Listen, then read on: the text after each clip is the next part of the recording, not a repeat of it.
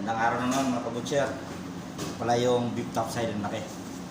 Yan, ititrim ko lang siya, panoorin nyo. Galing to sa Silver Farm yan, yung kumpanya, Silver Farm. Yan, grass feed mga kabutcher. Kung nababasa nyo, grass feed yan.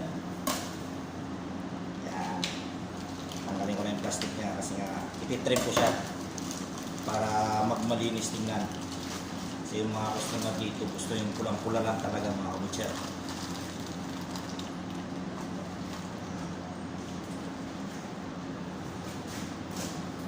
Tungasan muna natin tissue yung madugo.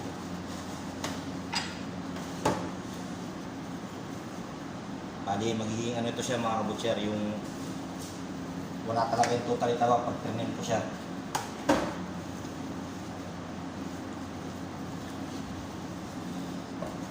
Umpisa ako dito sa may sa may harap nyo. Tanggalin ko muna itong taba nya.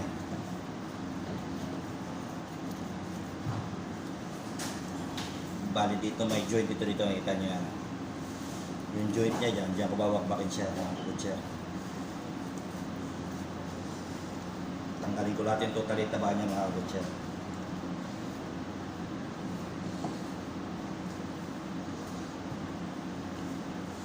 Ikutin natin ng isa. So, dito yung pinaka joint niya, pabakbakin ko ito dito.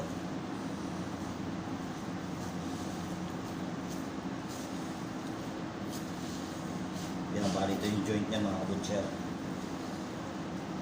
Yan, kung sino may alam dito, comment nyo lang kung anong parts na to dito sa baka. Yan, binabakbak yan. Bali ito na yung buo niya. Konting trim lang. Ronaldo video making ha.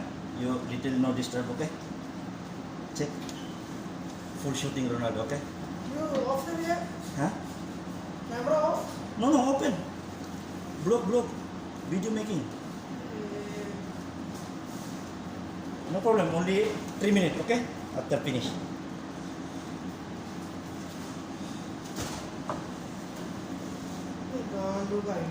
Too much. No problem, Ronaldo finish also. This one last. Ronaldo, order time, order. Mr. Order. Mr. Cropping. Post. No, last. No post, this one continue.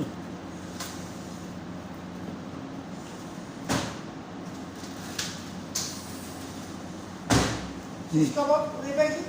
No problem. This one very tasty. Daming tanggal niya mga kabutcher. Bali ganyan yung buo ng isang top side niya. Trim ko dito mga kabutcher. No problem, taking. Sounds coming. Yan.